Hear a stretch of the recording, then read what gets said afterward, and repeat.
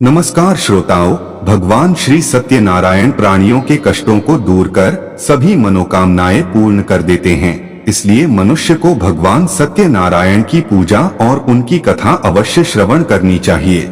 आज हम भविष्य पुराण में प्रतिसर्ग पर्व के द्वितीय खंड में वर्णित श्री सत्यनारायण भगवान की कथा श्रवण करेंगे। ये कथा व्यास जी ने शौनकादि ऋषियों को सुनाई थी।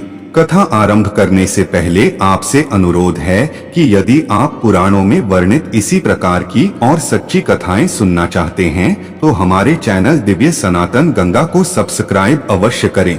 श्री सत्यनारायण भगवान की जय। अब हम कथा आरंभ करते हैं। व्यास जी बोले, एक समय की बात है, नैमिषारण्य में शौनक आदि ऋषियों ने पौराणिक श्री सूत जी से विनय पूर्वक पूछा, भगवन, संसार के कल्याण के लिए आप यह बतलाने की कृपा करें कि चारों युगों में कौन पूजनीय और कौन सेवनीय है तथा कौन सबके अभीष्ट मनोरथों को पूर्ण करने वाला है। मानव अनायास ही किसकी आराधना द्वारा अपनी मंगलमयी कामना को प्राप्त कर सकता है। ब्रह्मन, आप ऐसे सत्य उपाय को बतलाएं जो मनुष्यों की कीर्ति को बढ़ाने वाला हो। शौनक आदि ऋषियों द्वारा इस प्रकार पूछे जाने पर श्री सूत जी भगवान सत्यनारायण की प्रार्थना करने लगे। नवाम भोज नेत्र रमा केली पात्रम चतुर्बाहु चामीकरण चारु गात्रम जगत्राण हेतुम रिपौ धूम्र केतुम सदा सत्यनारायण स्तौमी देवम, अर्थात प्रफुल्लित नवीन कमल के समान नेत्र वाले, भगवती लक्ष्मी के क्रीड़ा पात्र, चतुर्भुज, सुवर्ण कांति के समान सुंदर शरीर वाले, संसार की रक्षा करने के एकमात्र मूल कारण तथा शत्रुओं के लिए धूम्रकेतु स्वरूप भगवान सत्यनारायण देव की मैं स्तुति करता हूँ। सूत जी ने कहा, ऋषियों, अब मैं आपसे श्रेष्ठ राजाओं के चरित्रों से संबद्ध एक इतिहास का वर्णन करता हूँ, उसे आप लोग श्रवण करें।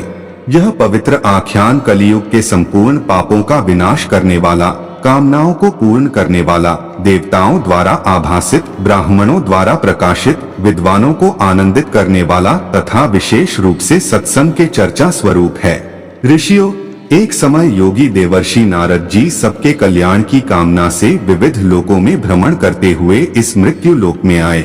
यहाँ उन्होंने देखा कि अपने अपने किए गए कर्मों के अनुसार संसार के प्राणी नाना प्रकार के क्लेशों एवं दुखों से दुखी हैं और विविध आधि एवं व्याधि से ग्रस्त हैं। यह देखकर उन्होंने सोचा कि कौन सा ऐसा उपाय है जिससे इन प्राणियों के दुख का नाश हो। ऐसा विचार कर वे विष्णु लोक में गए। वहाँ उन्होंने शंख, चक्र, गदा, पद्म और वनमाला से अलंकृत प्रसन्न मुख, शांत, सनक सनंदन तथा सनक कुमार आदि से संस्तुत भगवान नारायण का दर्शन किया।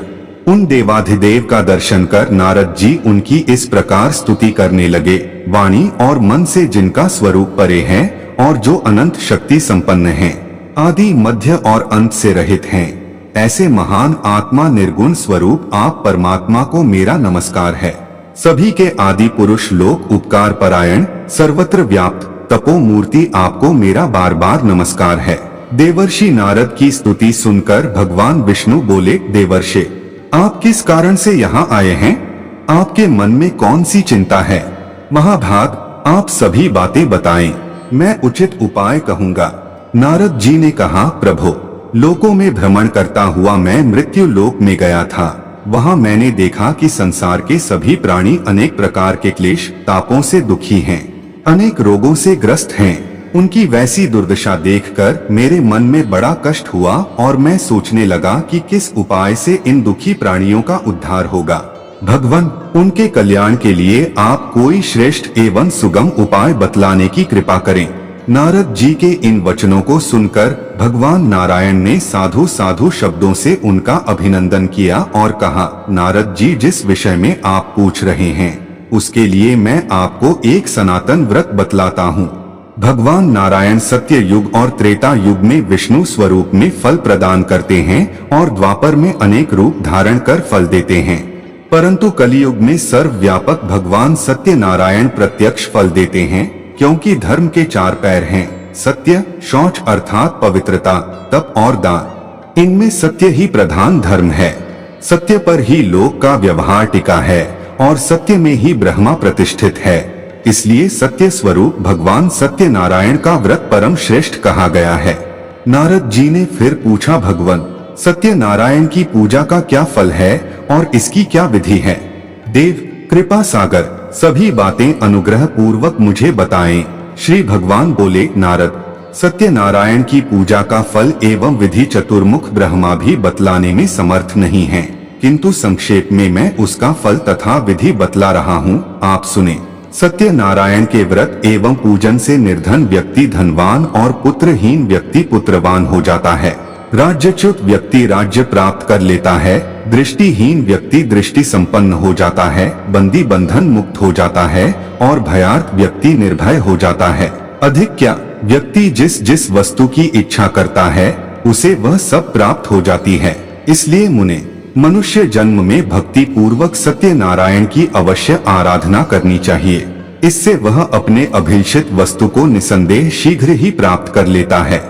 इस सत्यनारायण व्रत के करने वाले व्रती को चाहिए कि वह प्रातः दंत धावन पूर्वक स्नान कर पवित्र हो जाए, हाथ में तुलसी मंजरी को लेकर सत्य में प्रतिष्ठित भगवान श्री हरि का इस प्रकार ध्यान करे। नारायण सांद्र घनावदात चतुर्भुजम पीत महारहवास सम प्रसन्न वक्त्र नव कंज लोचन सनंद नाद्य रूप सेवितम भजे करोमि ते व्रतन देव सायं काले त्वदर्चनम श्रुत्वा गाथा त्वदीया ही प्रसादं ते भजाम्यहम्। अर्थात सघन मेघ के समान अत्यंत निर्मल चतुर्भुज अति श्रेष्ठ पीले वस्त्र को धारण करने वाले, प्रसन्न मुख नवीन कमल के समान नेत्र वाले, सनक सनंदन आदि से उपसेवित भगवान नारायण का मैं सतत चिंतन करता हूँ। देव, मैं आपके सत्य स्वरूप को धारण कर सायंकाल में आपकी पूजा करूँगा। आपके रमणीय चरित्र को सुनकर आपके प्रसाद अर्थात आपकी प्रसन्नता का मैं सेवन करूँगा। इस प्रकार मन में संकल्प कर सायंकाल में विधि पूर्वक भगवान सत्यनारायण की पूजा करनी चाहिए।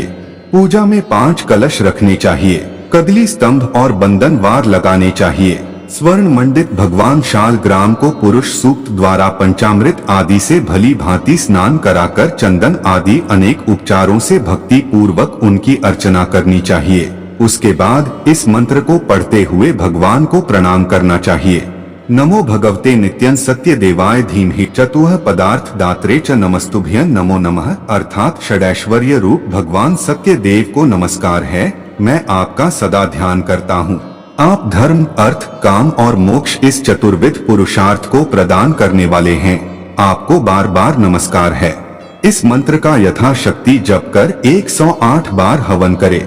उसके दशांश से तर्पण तथा उसके दशांश से मार्जन कर भगवान की कथा को सुनना चाहिए, जो 6 अध्यायों में उपनिबद्ध अर्थात वर्णित है। भगवान की इस कथा में सत्य धर्म की ही मुख्यता है। कथा श्रवण के बाद भगवान के प्रसाद को 4 भागों में विभक्त कर उसे भली भांति वितरण करे। प्रथम भाग आचार्य को दे, द्वितीय भाग अपने कुटुंब को, तृतीय भाग श्रोताओं को और चतुर्थ भाग अपने लिए रखे। तत्पश्चात ब्राह्मणों को भोजन कराए एवं स्वयं भी मौन होकर भोजन करे। देवर्षि इस विधि से सत्यनारायण की पूजा करनी चाहिए। श्रद्धा भक्ति पूर्वक सत्यनारायण की पूजा करने वाला व्रती सभी अभीष्ट कामनाओं को इसी जन्म में प्राप्त कर लेता है। इस जन्म में किए गए पुण्य फल को दूसरे जन्म में भोगा जाता है और दूसरे जन्म में किए गए कर्मों का फल मनुष्य को यहाँ भोगना पड़ता है। श्रद्धा पूर्वक किया गया सत्यनारायण का व्रत सभी कामनाओं को पूर्ण करने वाला होता है। नारद जी ने कहा, भगवन, आज ही आपकी आज्ञा से भूमंडल में इस सत्य देव व्रत को मैं प्रतिष्ठित करूंगा। यह कहकर नारद जी तो पृथ्वी पर व्रत का प्रचार करने चले गए और भगवान नारायण देव अंतर्धान हो काशीपुरी में चले आए।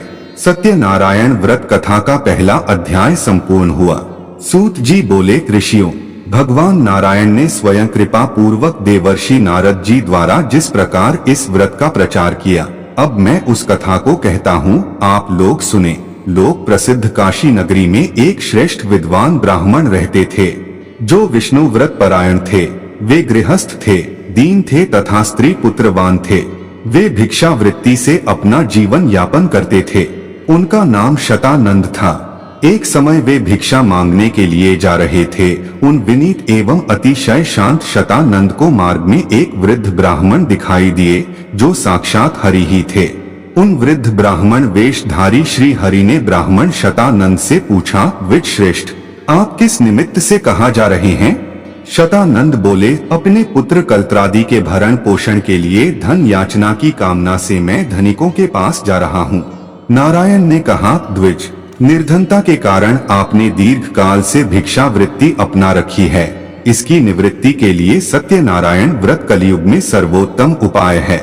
इसलिए मेरे कथन के अनुसार आप कमल नेत्र भगवान सत्यनारायण के चरणों की शरण ग्रहण करें। इससे दारिद्र्य, शोक और सभी संतापों का विनाश होता है तथा मोक्ष भी प्राप्त होता है। करुणा मूर्ति भगवान के इन वचनों को सुनकर ब्राह्मण शतानंद ने पूछा, ये सत्यनारायण कौन है? ब्राह्मण रूपधारी भगवान बोले, नाना रूप धारण करने वाले, सत्यव्रत, सर्वत्र व्याप्त रहने वाले तथा निरंजन वे देव इस समय विप्र का रूप धारण कर तुम्हारे सामने आए हैं। इस महान दुख रूपी संसार सागर में पड़े हुए प्राणियों को तारने के लिए भगवान के चरण नौका रूप हैं। जो बुद्धिमान व्यक्ति हैं, वे भगवान की शरण में जाते हैं, किंतु विषयों में व्याप्त विषय बुद्धि वाले व्यक्ति भगवान की शरण में न जाकर इसी संसार सागर में पड़े रहते हैं। इसलिए द्विज, संसार के कल्याण के लिए विविध उपचारों से भगवान सत्यनारायण देव की पूजा, आराधना तथा ध्यान करते हुए तुम इस व्रत को प्रकाश में लाओ। विप्र रूपधारी भगवान के ऐसा कहते ही उस ब्राह्मण शतानंद ने मेघों के समान नील वर्ण सुंदर चार भुजाओं में शंख, चक्र, गदा तथा पद्म लिए हुए और पीतांबर धारण किए हुए, नवीन विकसित कमल के समान नेत्र वाले तथा मंद मंद मधुर मुस्कान वाले, वनमाला युक्त और भौरे के द्वारा चुंबित चरण कमल वाले पुरुषोत्तम भगवान नारायण के साक्षात दर्शन किए। भगवान की वाणी सुनने और उनका प्रत्यक्ष दर्शन करने से उस विप्र के सभी अंग पुलकित हो उठे, आंखों में प्रेम अश्रु भर आए। उसने भूमि पर गिरकर भगवान को साष्टांग प्रणाम किया और गदगद वाणी से वह उनकी इस प्रकार स्तुति करने लगा, संसार के स्वामी, जगत के कारण के भी कारण, अनाथों के नाथ, कल्याण मंगल को देने वाले, शरण देने वाले, पुण्य रूप, पवित्र, अव्यक्त तथा व्यक्त होने वाले और आधि भौतिक, आधि दैविक तथा आध्यात्मिक तीनों प्रकार के तापों का समूल उच्छेद करने वाले भगवान सत्यनारायण को मैं प्रणाम करता हूँ।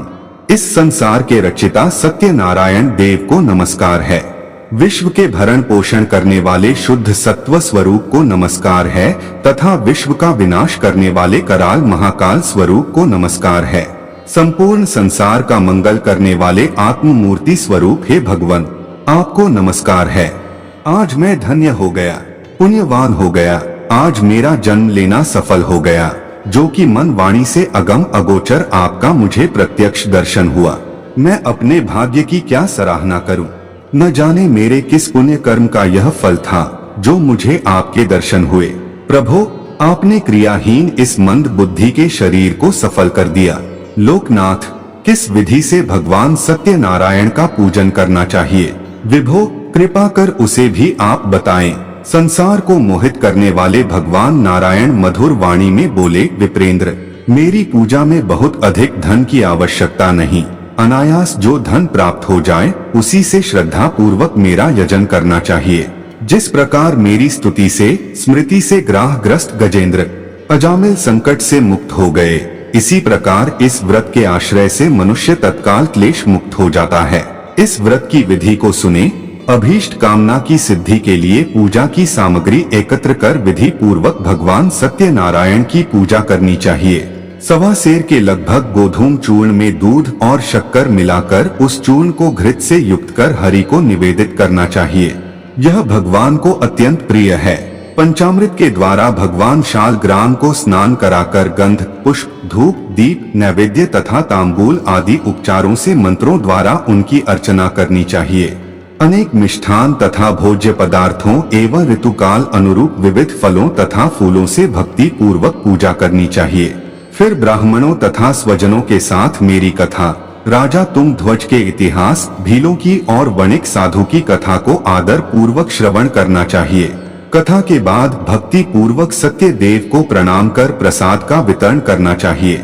उसके बाद भोजन करना चाहिए। मेरी प्रसन्नता द्रव्य आदि से नहीं, अपितु श्रद्धा भक्ति से ही होती है।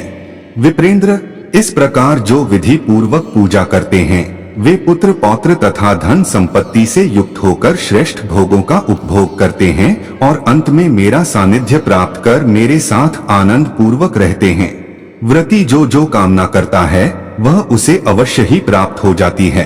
इतना कहकर भगवान अंतर्धान हो गए और वे ब्राह्मण भी अत्यंत प्रसन्न हो गए। मन ही मन उन्हें प्रणाम कर वे भिक्षा के लिए नगर की ओर चले गए और उन्होंने मन में यह निश्चय किया कि आज भिक्षा में जो धन मुझे प्राप्त होगा मैं उससे भगवान सत्यनारायण की पूजा करूंगा। उस दिन अनायास बिना मांगे ही उन्हें प्रचुर धन प्राप्त हो गया। वे आश्चर्यचकित हो अपने घर आए। उन्होंने सारा वृत्तांत अपनी धर्म पत्नी को बताया। उसने भी सत्यनारायण के व्रत पूजा का अनुमोदन किया। वह पति की आज्ञा से श्रद्धा पूर्वक बाजार से पूजा की सभी सामग्रियों को ले आई और अपने बंधु बांधवों तथा पड़ोसियों को भगवान सत्यनारायण की पूजा में सम्मिलित होने के लिए बुला ले आई।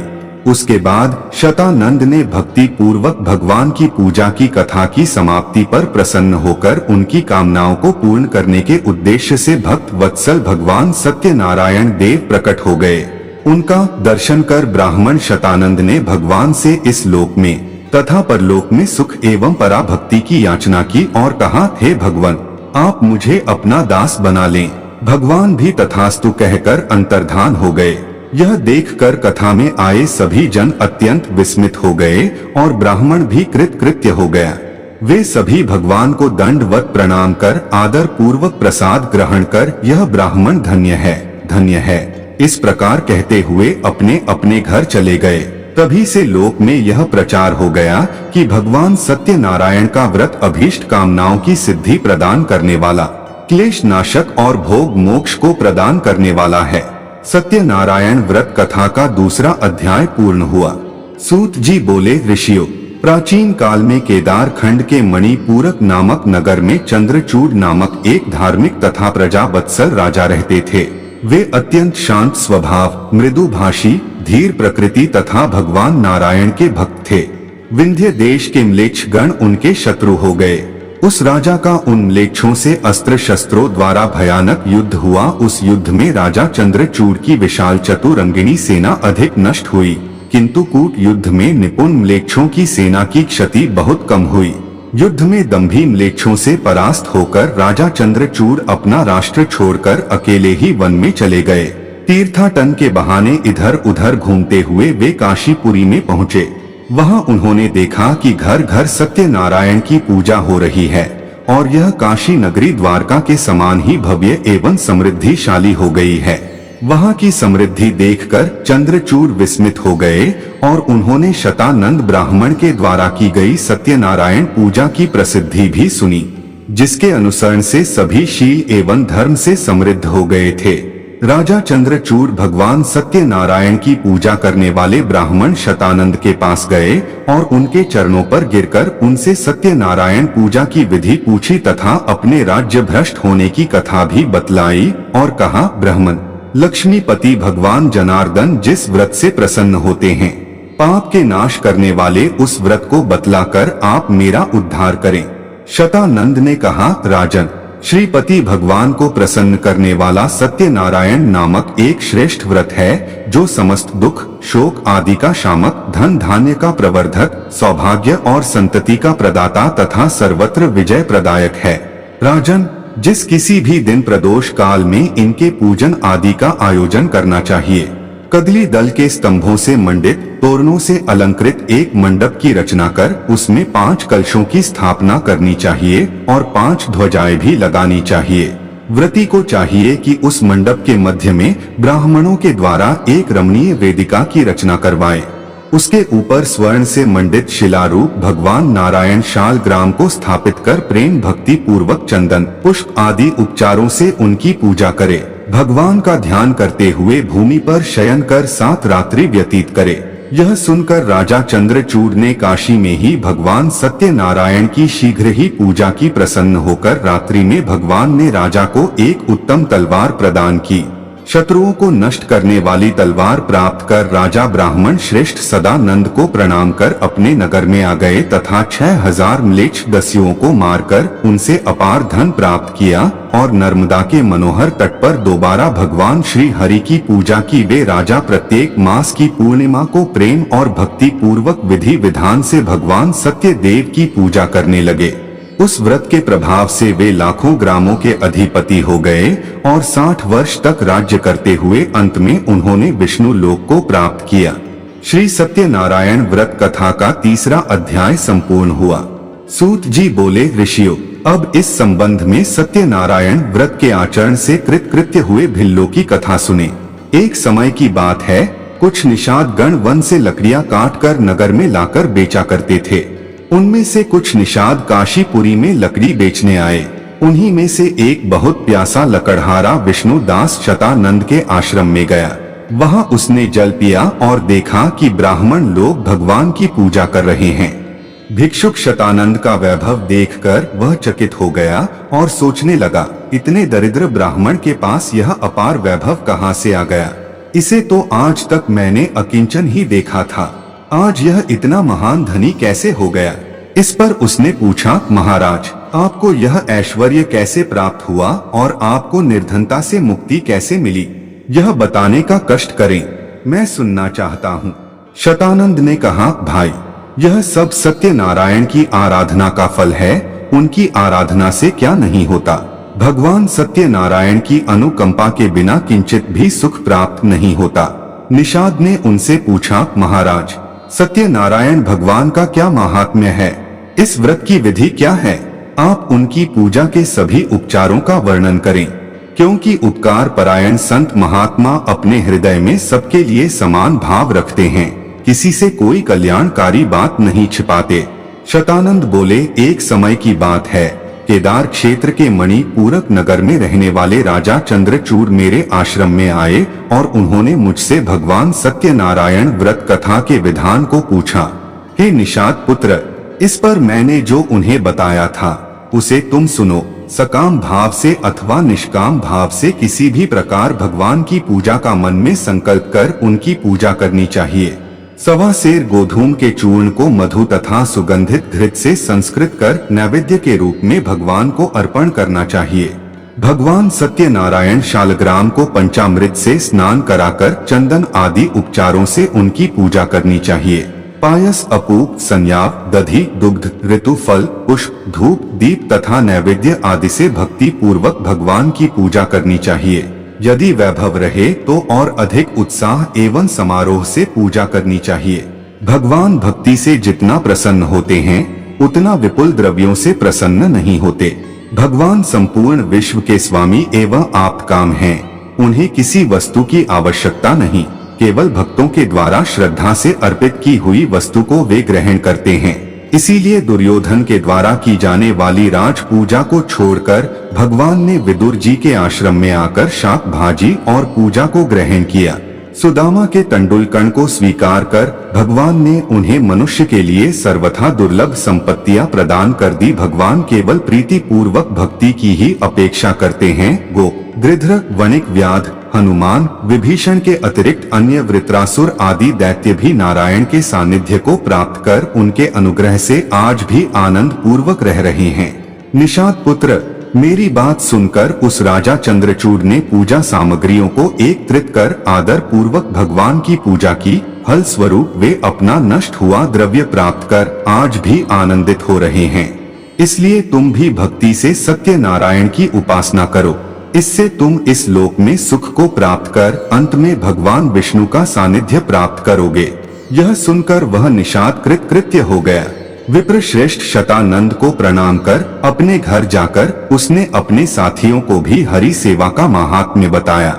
उन सबने भी प्रसन्न चित्त हो श्रद्धा पूर्वक यह प्रतिज्ञा की कि आज काष्ठ को बेचकर हम लोगों को जितना धन प्राप्त होगा उससे अपने सभी बंधु बांधवों के साथ श्रद्धा एवं विधि पूर्वक हम सत्यनारायण की पूजा करेंगे।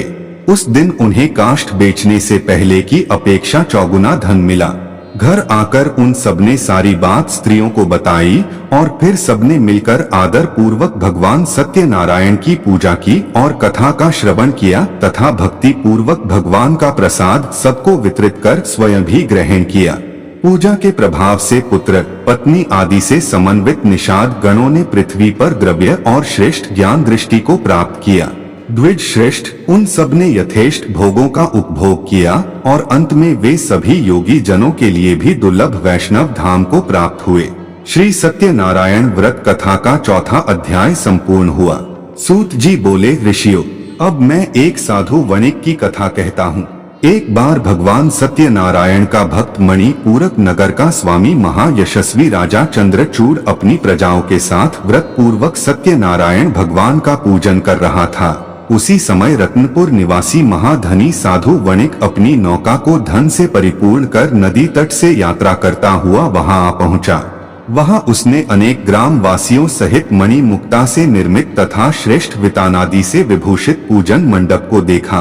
गीत वाद्य आदि की ध्वनि तथा वेद ध्वनि भी वहां उसे सुनाई पड़ी। उस रमय स्थान को देखकर साधु वणिक ने अपने नाविक को आदेश दिया कि यहीं पर नौका रोक दो, मैं यहाँ के आयोजन को देखना चाहता हूँ। इस पर नाविक ने वैसा ही किया। नाव से उतरकर उस वणिक ने लोगों से जानकारी प्राप्त की और वह सत्यनारायण भगवान की कथा मंडप में गया तथा वहां उसने उन सभी से पूछा, आप लोग यह कौन सा पुण्य कार्य कर रहे हैं? इस पर उन लोगों ने कहा, हम लोग अपने माननीय राजा के साथ भगवान सत्यनारायण की पूजा कथा का आयोजन कर रहे हैं। इसी व्रत के अनुष्ठान से इन्हें निष्कंटक राज्य प्राप्त हुआ है। भगवान सत्यनारायण की पूजा से धन की कामना वाला द्रव्य लाभ, पुत्र की कामना वाला उत्तम पुत्र, ज्ञान की कामना वाला ज्ञान दृष्टि प्राप्त करता है और भयातुर मनुष्य सर्वथा निर्भय हो जाता है। इनकी पूजा से मनुष्य अपनी सभी कामनाओं को प्राप्त कर लेता है। यह सुनकर उसने गले में वस्त्र को कई बार लपेटकर भगवान सत्यनारायण को दंडवत प्रणाम कर सभासदों को भी सादर प्रणाम किया और कहा, भगवान, मैं संततिहीन हूँ, इसलिए मेरा सारा ऐश्वर्य तथा सारा उद्यम सभी व्यर्थ है। हे कृपा सागर, यदि आपकी कृपा से पुत्र या कन्या मैं प्राप्त करूँगा तो स्वर्णमयी पताका बनाकर आपकी पूजा करूँगा। इस पर सभासदों ने कहा, आपकी कामना पूर्ण हो। उसके बाद उसने भगवान सत्यनारायण एवं सभासद को फिर प्रणाम कर प्रसाद ग्रहण किया और हृदय से भगवान का चिंतन करता हुआ वह साधु वणिक सबके साथ अपने घर गया। घर आने पर मांगलिक द्रव्यों से स्त्रियों ने उसका यथोचित स्वागत किया। साधु वणिक अतिशय आश्चर्य के साथ मंगलमय अंतःपुर में गया। उसकी पतिव्रता पत्नी लीलावती ने भी उसकी स्त्रियोचित सेवा की। भगवान सत्यनारायण की कृपा से समय आने पर बंधु बांधवों को आनंदित करने वाली तथा कमल के समान नेत्रों वाली उसे एक कन्या उत्पन्न हुई। इससे साधु वणिक अतिशय आनंदित हुआ और उस समय उसने पर्याप्त धन का दान किया। वेदज्ञ ब्राह्मणों को बुलाकर उसने कन्या के जात कर्म आदि मंगलमय कार्य संपन्न किए। उस बालिका की जन्म कुंडली बनवाकर उसका नाम कलावती रखा। कला निधि चंद्रमा की कला के समान वह कलावती नित्य बढ़ने लगी। 8 वर्ष की बालिका गौरी, 9 वर्ष की रोहिणी, 10 वर्ष की कन्या तथा उसके आगे अर्थात 12 वर्ष की बालिका प्रौढ़ा या रजस्वला कहलाती है। समय अनुसार कलावती भी बढ़ते बढ़ते विवाह के योग्य हो गई। उसका पिता कलावती को विवाह योग्य जानकर उसके विवाह की चिंता करने लगा। कांचनपुर नगर में एक शंखपति नाम का वणिक रहता था। वह कुलीन, रूपवान, संपत्तिशाली, शील और उदारता आदि गुणों से संपन्न था। अपनी पुत्री के योग्य उस वर को देखकर साधु वणिक ने शंखपति का वरण कर लिया और शुभ लग्न में अनेक मांगलिक उपचारों के साथ अग्नि के सानिध्य में वेद वाद्य आदि ध्वनियों के साथ यथा विधि कन्या उसे प्रदान कर दी। साथ ही मणि, मोती, मूंगा, वस्त्र, आभूषण आदि भी उस साधु वणिक ने मंगल के लिए अपनी पुत्री एवं जामाता को प्रदान किए। साधु वणिक अपने दामाद को अपने घर में रखकर उसे पुत्र के समान मानता था और वह भी पिता के समान साधु वणिक का आदर करता था। इस प्रकार बहुत समय बीत गया। साधु वणिक ने भगवान सत्यनारायण की पूजा करने का पहले यह संकल्प लिया था कि संतान प्राप्त होने पर मैं भगवान सत्यनारायण की पूजा करूंगा, पर वह इस बात को भूल ही गया। उसने पूजा नहीं की। कुछ दिनों के बाद वह अपने जामाता के साथ व्यापार के निमित्त सुदूर नर्मदा के दक्षिण तट पर गया और वहां व्यापार निरत होकर बहुत दिनों तक ठहरा रहा, पर वहां भी उसने सत्यदेव की किसी प्रकार भी उपासना नहीं की और परिणाम स्वरूप भगवान के प्रकोप का भाजन बनकर वह अनेक संकटों से ग्रस्त हो गया। एक समय कुछ चोरों ने एक निस्तब्ध रात्रि में वहां के राजमहल से बहुत सा द्रव्य तथा मोती की माला को चुरा लिया राजा ने चोरी की बात ज्ञात होने पर अपने राजपुरुषों को बुलाकर बहुत फटकारा और कहा कि यदि तुम लोगों ने चोरों का पता लगाकर सारा धन यहाँ 2 दिनों में उपस्थित नहीं किया तो तुम्हारी असावधानी के लिए तुम्हें मृत्यु दंड दिया जाएगा। इस पर राजपुरुषों ने सर्वत्र व्यापक छानबीन की, परंतु बहुत प्रयत्न करने पर भी वे उन चोरों का पता नहीं लगा सके। फिर वे सभी एकत्रित होकर विचार करने लगे, अहो बड़े कष्ट की बात है, चोर तो मिला नहीं, धन भी नहीं मिला। अब राजा हम लोगों को परिवार के साथ मार डालेगा, मरने पर भी हमें प्रेत योनि प्राप्त होगी। इसलिए अब तो यही श्रेयस्कर है कि हम लोग पवित्र नर्मदा नदी में डूबकर मर जाएं, क्योंकि नर्मदा के प्रभाव से हमें शिवलोक की प्राप्ति होगी। वे सभी राजपुरुष आपस में ऐसा निश्चय कर नर्मदा नदी के तट पर गए। वहां उन्होंने उस साधु वणिक को देखा और उसके कंठ में मोती की माला भी देखी। उन्होंने उस साधु वणिक को ही चोर समझ लिया और वे सभी प्रसन्न होकर उन दोनों साधु वणिक और उसके जामाता को धन सहित पकड़कर राजा के पास ले आए। भगवान सत्यनारायण भी पूजा करने में असत्य का आश्रय लेने के कारण वणिक के प्रतिकूल हो गए थे। इसी कारण राजा ने भी विचार किए बिना ही अपने सेवकों को आदेश दिया कि इनकी सारी संपत्ति जब्त कर खजाने में जमा कर दो और इन्हें हथकड़ी लगाकर जेल में डाल दो। सेवकों ने राजा की आज्ञा का पालन किया। वणिक की बातों पर किसी ने कुछ भी ध्यान नहीं दिया। अपने जामाता के साथ वह वणिक अत्यंत दुखी हुआ और विलाप करने लगा, पुत्र, मेरा धन अब कहाँ चला गया? मेरी पुत्री और पत्नी कहाँ हैं? विधाता की प्रतिकूलता, तो देखो हम दुख सागर में निमग्न हो गए। अब इस संकट से हमें कौन पार करेगा? मैंने धर्म एवं भगवान के विरुद्ध आचरण किया, यह उन्हीं कर्मों का प्रभाव है। इस प्रकार विलाप करते हुए ससुर और जामाता कई दिनों तक जेल में भीषण संताप का अनुभव करते रहे। श्री सत्यनारायण व्रत कथा का 5वां अध्याय संपूर्ण हुआ। सूत जी ने कहा, ऋषियों, आध्यात्मिक, आधि दैविक तथा आधि भौतिक इन तीनों तापों को हरण करने वाले भगवान विष्णु के मंगलमय चरित्र को जो सुनते हैं वे सदा हरि के धाम में निवास करते हैं, किंतु जो भगवान का आश्रय नहीं ग्रहण करते उन्हें विस्मृत कर देते हैं, उन्हें कष्टमय नरक प्राप्त होता है। भगवान विष्णु की पत्नी का नाम कमला अर्थात लक्ष्मी है। इनके 4 पुत्र हैं, धर्म, यज्ञ, राजा और चोर। ये सभी लक्ष्मी प्रिय हैं, अर्थात ये लक्ष्मी की इच्छा करते हैं। ब्राह्मणों और अतिथियों को जो दान दिया जाता है वह धर्म कहा जाता है, उसके लिए धन की आवश्यकता है। स्वाहा और स्वधा के द्वारा जो देव यज्ञ और पितृ यज्ञ किया जाता है वह यज्ञ कहा जाता है, उसमें भी धन की अपेक्षा होती है। धर्म और यज्ञ की रक्षा करने वाला राजा कहलाता है, इसलिए राजा को भी लक्ष्मी धन की अपेक्षा रहती है। धर्म और यज्ञ को नष्ट करने वाला चोर कहलाता है, वह भी धन की इच्छा से चोरी करता है। इसलिए ये चारों किसी न किसी रूप में लक्ष्मी के किंकर हैं। परंतु जहाँ सत्य रहता है वहीं धर्म रहता है और वहीं लक्ष्मी भी स्थिर रूप में रहती हैं। वह वणिक सत्य धर्म से भ्रष्ट हो गया था। उसने सत्यनारायण का व्रत न कर प्रतिज्ञा भंग की थी। इसीलिए राजा ने उस वणिक के घर से भी सारा धन हरण करवा लिया और घर में चोरी भी हो गई। बेचारी उसकी पत्नी लीलावती एवं पुत्री कलावती के साथ अपने वस्त्र, आभूषण तथा मकान बेचकर जैसे तैसे जीवन यापन करने लगी। एक दिन उसकी कन्या कलावती भूख से व्याकुल होकर किसी ब्राह्मण के घर गई और वहां उसने ब्राह्मण को भगवान सत्यनारायण की पूजा करते हुए देखा। जगन्नाथ सत्यदेव को प्रार्थना करते हुए देखकर उसने भी भगवान से प्रार्थना की, हे सत्यनारायण देव, मेरे पिता और पति यदि घर पर आ जाएंगे तो मैं भी आपकी पूजा करूंगी। उसकी बात सुनकर ब्राह्मणों ने कहा, ऐसा ही होगा। इस प्रकार ब्राह्मणों से आश्वासन युक्त आशीर्वाद प्राप्त कर वह अपने घर वापस आ गई। रात्रि में देर से लौटने के कारण माता ने उससे डांटते हुए पूछा कि बेटी, इतनी रात तक तुम कहाँ रही? इस पर उसने उसे प्रसाद देते हुए सत्यनारायण के पूजा वृत्तांत को बताया और कहा, माँ, मैंने वहाँ सुना कि भगवान सत्यनारायण कलयुग में प्रत्यक्ष फल देने वाले हैं। उनकी पूजा मनुष्य गण सदा करते हैं। माँ, मैं भी उनकी पूजा करना चाहती हूँ, तुम मुझे आज्ञा प्रदान करो। मेरे पिता और स्वामी अपने घर आ जाएं, यही मेरी कामना है। रात में ऐसा मन में निश्चय कर प्रातः वह कलावती शीलपाल नामक एक वणिक के घर पर धन प्राप्त करने की इच्छा से गई और उसने कहा, बंधु थोड़ा धन दे जिससे मैं भगवान सत्यनारायण की पूजा कर सकूं।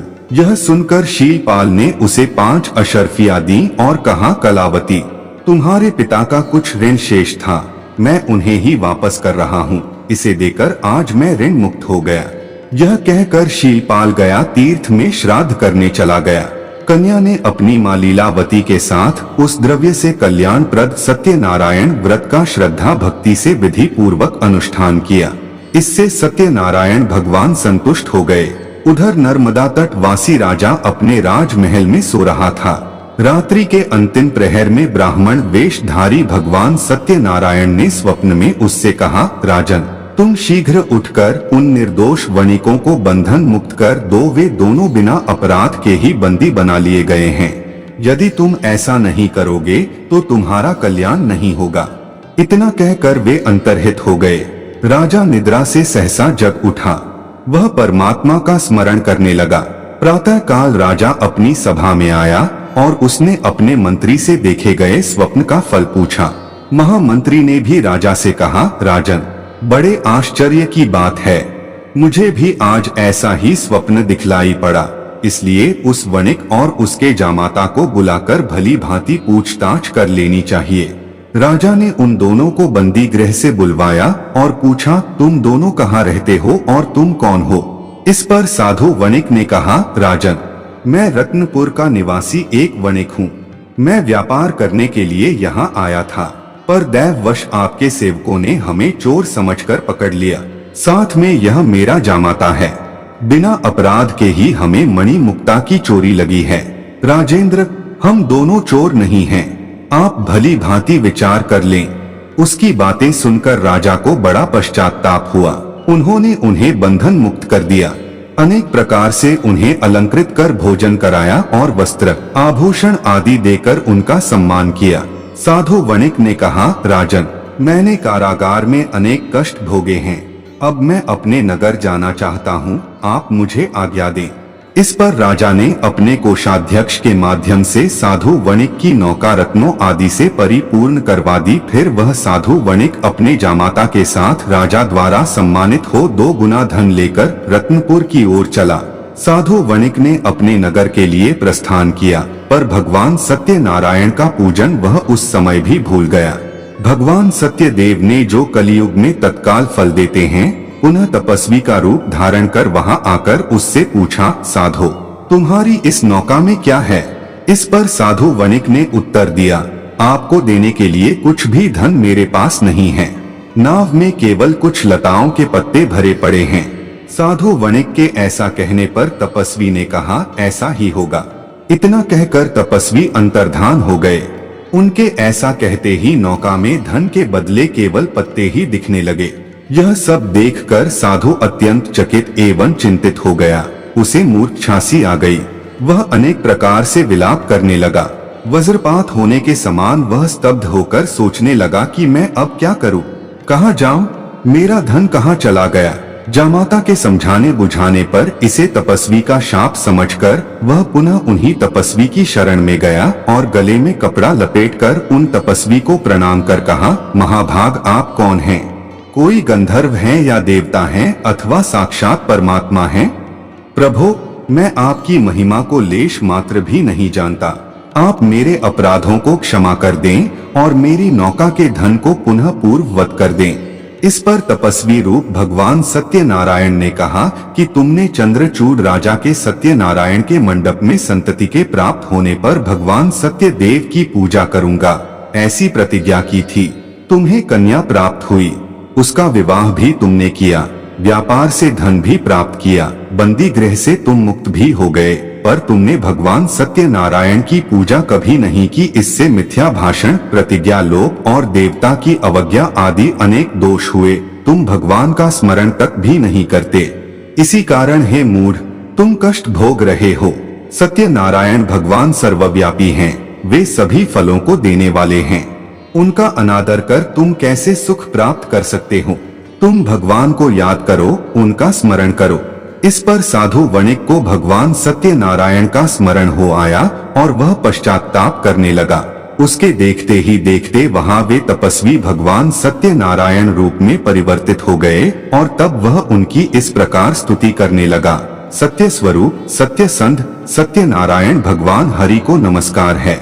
जिस सत्य से जगत की प्रतिष्ठा है, उस सत्य स्वरूप आपको बार बार नमस्कार है।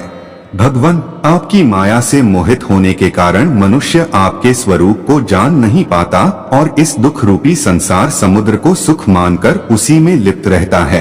धन के गर्व से मैं मूढ़ होकर मद, अंधकार से कर्तव्य और अकर्तव्य की दृष्टि से शून्य हो गया। मैं अपने कल्याण को भी नहीं समझ पा रहा हूँ। मेरे दौरात्म्य भाव के लिए आप क्षमा करें। हे तपोनिधे, आपको नमस्कार है। कृपा सागर, आप मुझे अपने चरणों का दास बना लें, जिससे मुझे आपके चरण कमलों का नित्य स्मरण होता रहे। इस प्रकार स्तुति कर उस साधु वणिक ने 1,00,000 मुद्रा से पुरोहित के द्वारा घर आकर सत्यनारायण की पूजा करने के लिए प्रतिज्ञा की। इस पर भगवान ने प्रसन्न होकर कहा, वत्स, तुम्हारी इच्छा पूर्ण होगी।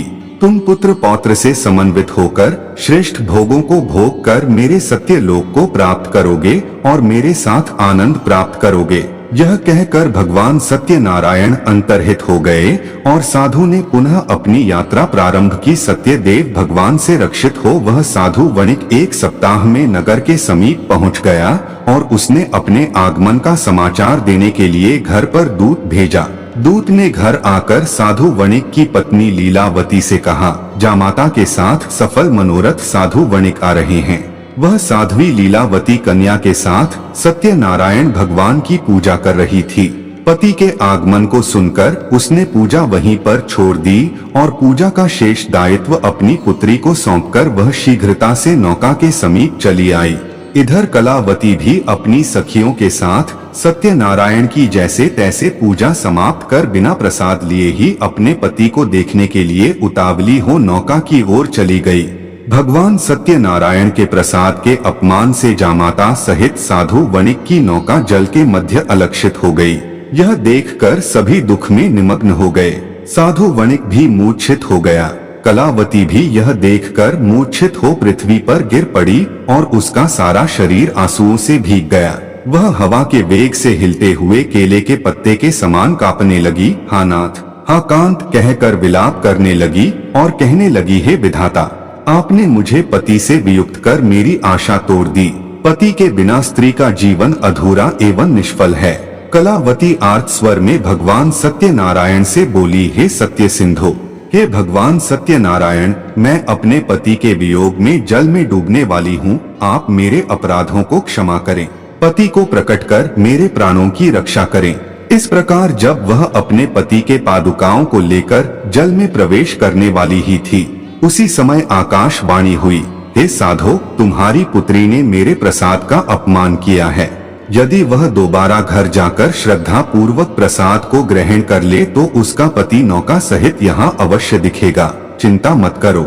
इस पर आश्चर्यचकित हो कलावती ने वैसा ही किया और उसे उसका पति पुनः अपनी नौका सहित दिखने लगा। सभी परस्पर आनंद से मिले और घर आकर साधु वणिक ने 1,00,000 मुद्राओं से बड़े समारोह पूर्वक भगवान सत्यदेव की पूजा की और आनंद से रहने लगा। दोबारा कभी भगवान सत्यदेव की उपेक्षा नहीं की। उस व्रत के प्रभाव से पुत्र पौत्र समन्वित अनेक भोगों का उपभोग करते हुए सभी स्वर्ग लोक चले गए। इस इतिहास को जो मनुष्य भक्ति पूर्वक सुनता है, वह भी विष्णु का अत्यंत प्रिय हो जाता है, अपनी मनोकामना की सिद्धि प्राप्त कर लेता है। सूत जी बोले, ऋषि गणों, मैंने सभी व्रतों में श्रेष्ठ इस सत्यनारायण व्रत को कहा। ब्राह्मण के मुख से निकला हुआ यह व्रत कली काल में अतिशय पुण्यप्रद है। श्री सत्यनारायण व्रत कथा का 6ठा अध्याय पूर्ण हुआ और श्री सत्यनारायण कथा संपूर्ण हुई। बोलिए श्री सत्यनारायण भगवान की जय। अगर आपको श्री सत्यनारायण भगवान की ये कथा पसंद आई हो तो वीडियो को लाइक करें और सनातन धर्म की इन सच्ची कथाओं को सभी तक पहुंचाने के लिए चैनल को सब्सक्राइब करके वीडियो को शेयर अवश्य करें।